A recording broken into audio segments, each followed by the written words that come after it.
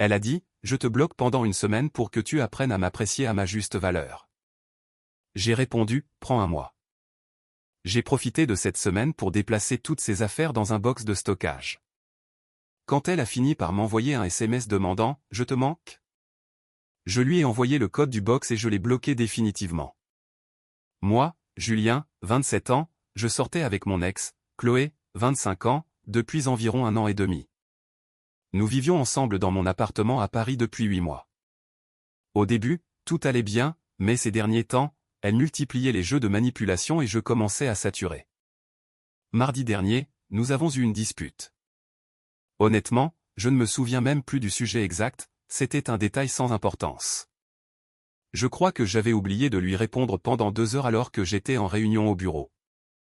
Elle a tout de suite fait monter la pression, s'est mise à hurler que je ne la faisais jamais passer en priorité et qu'elle était la seule à faire des efforts dans le couple, le refrain habituel. J'ai essayé de lui expliquer que j'étais en réunion de travail et que mon téléphone était en mode silencieux. « Tu as toujours une excuse », a-t-elle crié. Ce n'était pas une excuse, c'était simplement la réalité. Elle a ajouté, « Tu sais quoi ? J'en ai marre. Je te bloque pendant une semaine. Peut-être qu'alors tu apprendras à apprécier ce que tu as. » Je l'ai juste regardé, interdit. Quoi ?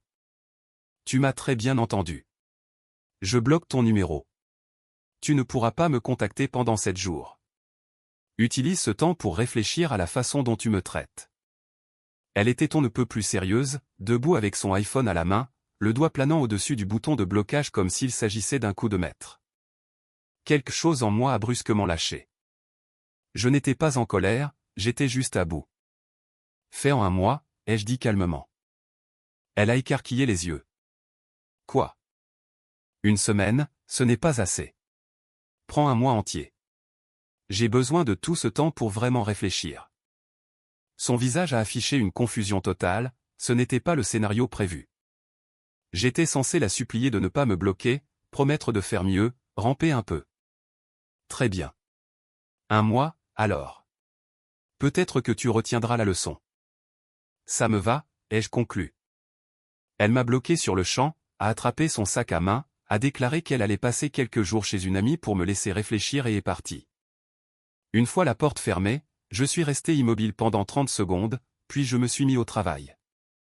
Voyez-vous, le bail de l'appartement est à mon seul nom.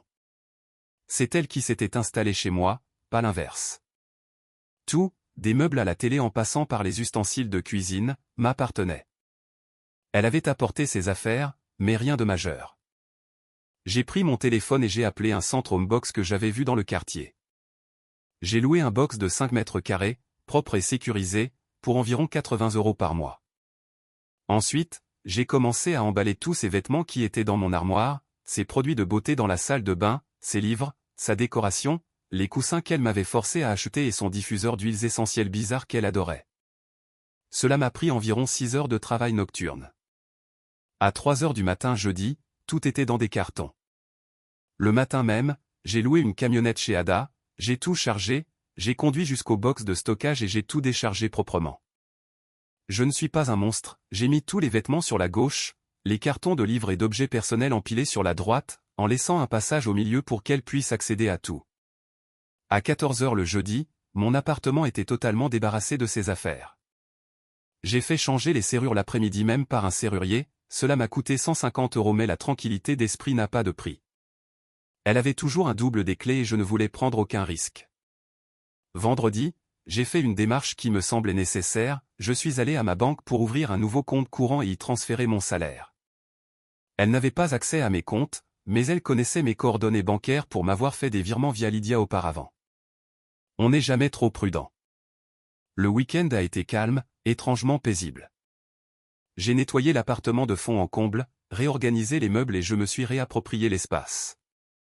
Son amie m'a envoyé un message samedi, « Hey, elle dit que tu ignores ses messages, c'est pas cool. » Je n'ai pas répondu. L'amie ne savait pas que c'était Chloé qui m'avait bloqué et ce n'était pas mon rôle de lui expliquer. Lundi est arrivé. Première semaine de la leçon d'1 mois, terminée. Je me sentais bien, vraiment bien. L'appartement était serein. Plus d'accusations aléatoires, plus de jeux de manipulation, plus besoin de marcher sur des œufs. À la fin de la 2e semaine, j'ai réalisé que je ne voulais pas qu'elle revienne. Ce n'était pas un break, c'était ma libération. La 3e semaine, j'ai commencé à fréquenter quelqu'un d'autre, rien de sérieux, juste des cafés avec une collègue, Léa. C'était décontracté, naturel, facile, sans aucun drame. Au 28e jour, techniquement 3 jours avant la fin du mois, mon téléphone a vibré. Numéro inconnu. Je te manque? J'ai tout de suite su que c'était elle. Elle n'avait pas pu s'empêcher de me débloquer en avance. J'ai répondu avec 2 informations précises, d'abord l'adresse du centre de stockage, ensuite le code d'accès au box 4782. J'ai ajouté, tes affaires sont dans le box 37. C'est payé jusqu'à la fin du mois prochain. Après ça, c'est ta responsabilité. C'est fini entre nous. Je l'ai bloqué. Je l'ai bloqué partout, Instagram, WhatsApp, la totale. Mon téléphone a commencé à sonner 3 minutes plus tard avec un numéro différent, je n'ai pas répondu. Notification de message vocal, je ne l'ai pas écouté.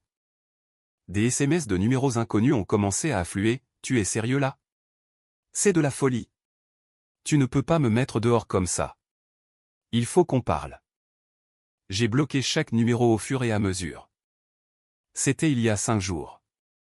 Je n'ai plus de nouvelles directes d'elle depuis hier, mais j'en ai eu de la part d'autres personnes, ses amis, sa sœur, tout avec le même message, je suis une personne horrible, je l'ai jetée dehors sans prévenir, je suis sans cœur. Aucune d'entre elles ne sait que c'est elle qui a initié le blocage. Aucune ne sait qu'elle pratiquait ce genre de manipulation depuis des mois, le silence punitif, les menaces de rupture, les gestes dramatiques. Je ne cherche pas à me justifier auprès d'elle. Ce n'est plus mon cirque, ce ne sont plus mes singes. Mon appartement est paisible, je dors mieux. Demain, je prends un autre café avec Léa. Je ne me sens pas coupable. Peut-être que je le devrais, mais ce n'est pas le cas. Elle a voulu jouer, elle a perdu. Mise à jour numéro 1, 2 semaines plus tard, les retombées ont été prévisibles mais agaçantes. Ses amis ont été implacables. J'ai été ajouté à une conversation de groupe sur WhatsApp sans mon accord. 5 de ses copines m'écrivaient en même temps, tu dois t'excuser, elle est dévastée, comment as-tu pu être aussi cruel? J'ai répondu une seule fois, elle m'a bloqué pendant un mois pour me donner une leçon. J'ai utilisé ce temps pour passer à autre chose. Son choix, ses conséquences. L'une d'elles a répliqué, ce n'est pas ce qui s'est passé. Elle essayait de te faire comprendre sa valeur. Tu étais censé te battre pour votre relation. J'ai quitté le groupe et bloqué les 5 numéros. Sa sœur, Camille, a débarqué chez moi la semaine dernière, un mercredi après-midi alors que j'étais en télétravail. J'ai ouvert la porte et elle était là, l'air furieux. Il faut qu'on parle de ce que tu as fait à ma sœur. Non, pas besoin. Tu l'as virée sans préavis. Elle a dû galérer pour trouver où loger. Elle est partie de son plein gré en disant qu'elle allait chez une amie. J'ai juste veillé à ce qu'elle ait un endroit pour ses affaires. Tu as changé les serrures. Mon appartement, mes serrures. Elle vivait ici sans être sur le bail et sans payer de loyer. C'était une invitée qui a abusé de mon hospitalité. Son visage est devenu rouge vif, tu n'as pas de cœur. Elle t'aimait. Elle aimait me contrôler, il y a une différence. On a terminé ici. J'ai refermé la porte.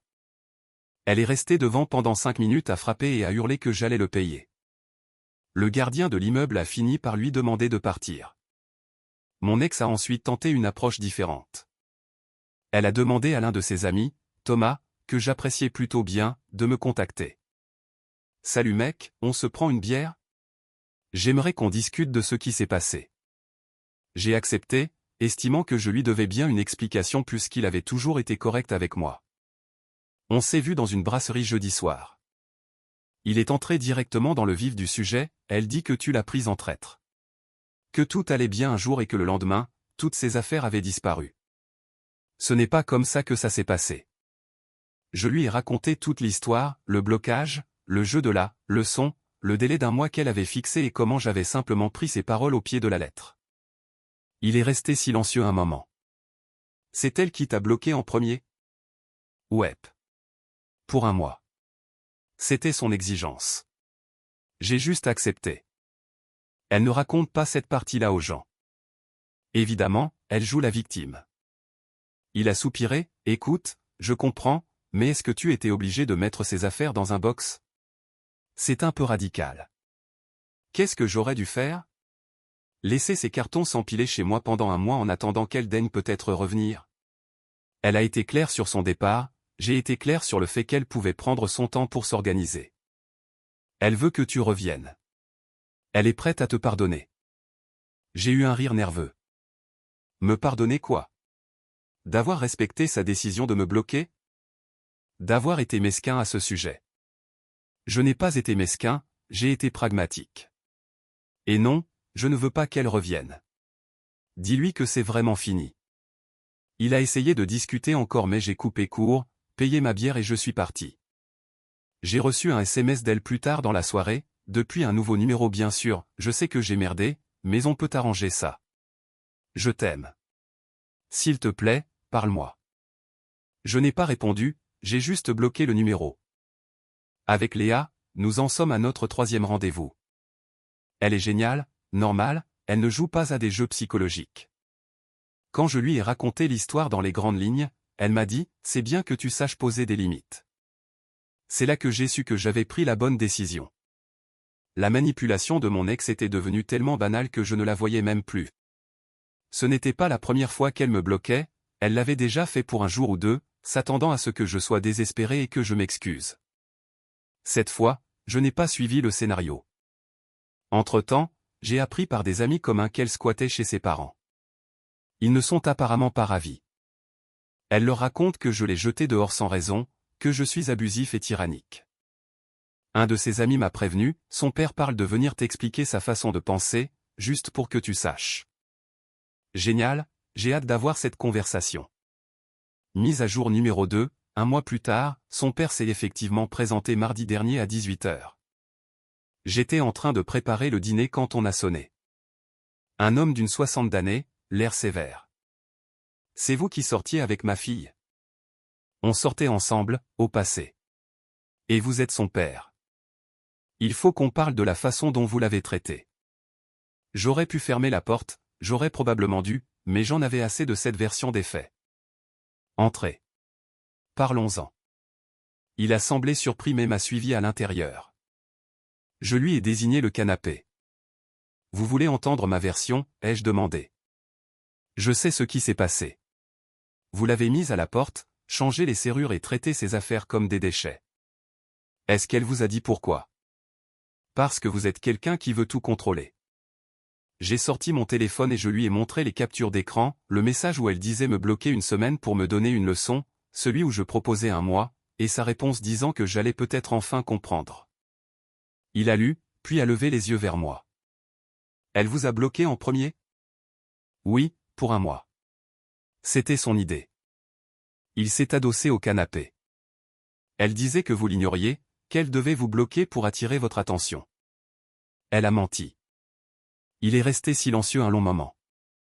Elle a déjà fait ça à son précédent copain, et à celui d'avant. Les blocages, la manipulation, les tests. Sa mère et moi avons essayé de lui en parler. Eh bien, elle est tombée sur quelqu'un qui ne joue pas. Il a regardé autour de lui dans l'appartement. C'est à vous ici? Le bail? Tout à mon nom.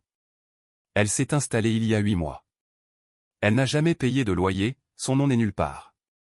Disons qu'elle a dépassé la durée de son invitation. Elle raconte à tout le monde que vous l'avez virée sans prévenir. Je lui ai laissé un mois. C'était son idée, je l'ai juste prise au sérieux. Il s'est frotté le visage.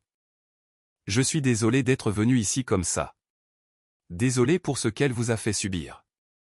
J'apprécie. Elle est toujours chez nous. Elle n'arrête pas de dire que vous allez finir par céder, que vous allez ramper et vous excuser. Ça n'arrivera pas.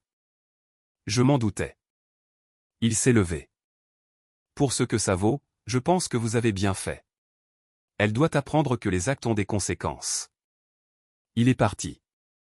J'étais stupéfait, je ne m'attendais pas à une telle issue. Mais ce n'était pas fini. 2 jours plus tard, mon ex a débarqué sur mon lieu de travail. Je ne sais pas comment elle a passé la sécurité. J'étais en réunion quand l'assistante de mon patron a frappé à la porte. Désolé de vous interrompre, mais il y a quelqu'un à l'accueil qui insiste pour vous voir. Elle fait un esclandre. Je me suis excusé et je suis allé au hall. Elle était là, en pleurs, le maquillage dégoulinant. S'il te plaît, il faut qu'on parle. Non, c'est inutile. Tu dois partir. J'ai fait une erreur, j'ai été stupide. Je t'aime. Les gens regardaient, la sécurité approchait déjà. Tu pars maintenant ou j'appelle la police pour intrusion. Tu ne peux pas jeter tout ce qu'on avait. C'est toi qui as tout jeté quand tu as voulu jouer au plus fin avec moi. C'est fini. Pars. La sécurité l'a escorté dehors. Elle hurlait pendant tout le trajet, m'insultant, disant que j'allais le regretter. Mon patron m'a convoqué dans son bureau 1 heure plus tard. Tu m'expliques ce qui vient de se passer? Je lui ai tout dit, la relation, le blocage, le box, le harcèlement. Il a écouté puis a dit, si elle revient, on demandera une ordonnance de protection, mais tu dois régler ça. Ça affecte l'ambiance de travail. Compris. Je m'en occupe. J'ai appelé un avocat l'après-midi même. J'ai expliqué la situation, les appels répétés, l'intrusion au bureau, le harcèlement des proches. Il a rédigé une mise en demeure. Cela m'a coûté 350 €. On l'a envoyé en recommandé chez ses parents. Le document retraçait tout, la chronologie, son blocage initial, ma décision de rompre et une consigne claire de ne plus me contacter par quelque moyen que ce soit, sous peine de poursuite. Sa sœur m'a rappelé depuis encore un nouveau numéro, une mise en demeure? Tu plaisantes? Elle est venue sur mon lieu de travail. Elle me harcèle avec 10 numéros différents. Ça s'arrête maintenant. Elle a le cœur brisé. Elle est manipulatrice et je ne suis plus sa cible. Dis-lui que si elle me recontactait, je porte plainte. Tu es fou. Dis-lui. J'ai raccroché. Avec Léa, nous avons officialisé les choses la semaine dernière. Elle connaît toute l'histoire. Elle trouve ça dingue mais respecte ma façon de gérer. La plupart des mecs auraient cédé après la première crise de larmes, a-t-elle dit. Je ne suis pas comme la plupart des mecs. Cela fait 5 jours que je n'ai plus de nouvelles de mon ex, le plus long silence depuis le début. Soit la mise en demeure a fonctionné, soit elle prépare un coup d'éclat. Je m'en fiche. J'avance. Mise à jour numéro 3 et finale, cela fait 2 mois que j'ai envoyé le SMS du box de stockage. Il est temps de conclure car cette histoire doit s'arrêter. La mise en demeure a globalement fonctionné. Mon ex a cessé de me contacter directement mais a trouvé d'autres moyens d'être pénible. Elle a contesté les frais du box auprès de l'entreprise de stockage, prétendant qu'elle ne les avait jamais autorisés et que j'avais entreposé ses biens illégalement. Le responsable m'a appelé, perplexe. Je leur ai envoyé les captures d'écran de nos échanges, la preuve qu'elle m'avait bloqué, la preuve que je lui avais donné les codes et que j'avais payé 2 mois d'avance. Ils ont pris mon parti. Ils lui ont dit que le box était à son nom désormais, mais que les charges étaient valides. Une fois la période prépayée terminée, si elle ne payait pas, ils vendraient le contenu aux enchères conformément à leur politique. Elle a laissé traîner. Elle n'a pas payé un seul centime. La semaine dernière, le centre m'a rappelé, le box de votre ex est prévu pour la vente aux enchères le mois prochain. Je préférais vous prévenir au cas où il y aurait des objets à vous. Rien ne m'appartient. Faites ce que vous avez à faire. Il y a 2 jours, son amie harceleuse m'a écrit, tu vas vraiment laisser toutes ces affaires être vendues? Ce ne sont pas mes affaires, ce n'est pas mon problème. Elle ne peut pas payer le stockage pour le moment, elle cherche du travail. Elle a eu 2 mois gratuits pour s'organiser. Elle a choisi de ne pas le faire. Quelle enfoirée. Bloquée, elle aussi. Léa a emménagé le mois dernier.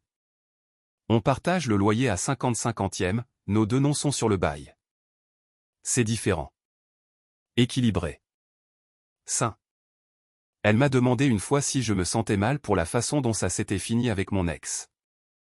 Non. Elle a voulu me manipuler pour que je la supplie de revenir. À la place, je lui ai montré que les actes ont des conséquences. Il n'y a pas de quoi se sentir coupable. Mais n'est-ce pas un peu dur? L'histoire du box? Qu'est-ce que j'aurais dû faire? Laisser ses affaires traîner chez moi pendant des mois pendant qu'elle jouait à ses petits jeux? J'ai provoqué une rupture nette. Elle a choisi de ne pas la prendre au sérieux. Elle a réfléchi et a admis que c'était juste. Le père de mon ex m'a rappelé une dernière fois il y a 2 semaines. Je voulais m'excuser encore pour le comportement de ma fille. On a essayé de l'envoyer en thérapie, mais elle refuse, elle dit que ce sont les autres le problème. Ça ne m'étonne pas. Elle raconte partout que vous lui avez volé des choses, que vous avez vendu ses biens. Je n'ai rien vendu. J'ai tout mis en sécurité et je lui ai donné les clés. Ce qu'elle en a fait après ne regarde qu'elle. Je sais. Je vous crois, mais je voulais vous prévenir, elle parle de vous traîner au tribunal de proximité. Pourquoi? Préjudice moral? Dégradation? Je m'en fiche, j'ai tout documenté. Quel essai? Elle n'a jamais rien déposé. Du vent, comme d'habitude. L'ami qui m'avait prévenu pour son père m'a réécrit, « Mec, j'ai entendu la vraie version par plusieurs personnes maintenant. Tu as bien fait de couper les ponts. » Apparemment, elle fait ça depuis des années, tester les mecs, jouer avec leur nerfs et pleurer à la victime quand ils ne se laissent pas faire. J'ai appris qu'elle sortait déjà avec quelqu'un d'autre, un type rencontré dans un bar. Elle doit lui raconter comment son ex-pervers narcissique l'a jeté à la rue. Bonne chance à lui. Je ne m'inquiète pas pour ma réputation. Ceux qui me connaissent savent la vérité. Pour les autres, leur avis m'importe peu. Voilà où j'en suis aujourd'hui, je vis avec quelqu'un qui me traite comme son égal, j'ai un boulot que j'aime, pas de drame, pas de manipulation. Mon ex peut raconter ce qu'elle veut. La vente aux enchères est la semaine prochaine. Une partie de moi se demande si elle va se pointer à la dernière minute pour sauver ses meubles. Probablement pas. Ça demanderait d'affronter la réalité. Elle préférera sans doute tout perdre pour pouvoir continuer à m'accuser de vol, même si je lui ai donné toutes les opportunités possibles. Ce n'est plus mon problème. Quelqu'un m'a demandé si je ferais les choses différemment si je pouvais revenir en arrière. Honnêtement, non. À l'instant où elle a dit « Je te bloque pour te donner une leçon », elle m'a montré exactement qui elle était, quelqu'un qui pense qu'une relation est une question de pouvoir et de contrôle, pas un partenariat. Je l'ai juste prise au mot et j'ai profité du temps qu'elle m'offrait pour me libérer proprement. Elle s'attendait à ce que je revienne en rampant. Au lieu de ça, je suis passé à autre chose, j'ai trouvé quelqu'un de mieux et j'ai construit quelque chose de plus sain. C'est la fin de l'histoire. Un mec se fait bloquer par une copine manipulatrice, utilise ce temps pour déménager ses affaires et refaire sa vie. Pas de confrontation mélodramatique, pas de vengeance tordue, juste les conséquences de ses propres actes. À Saut jeu, Saut gain.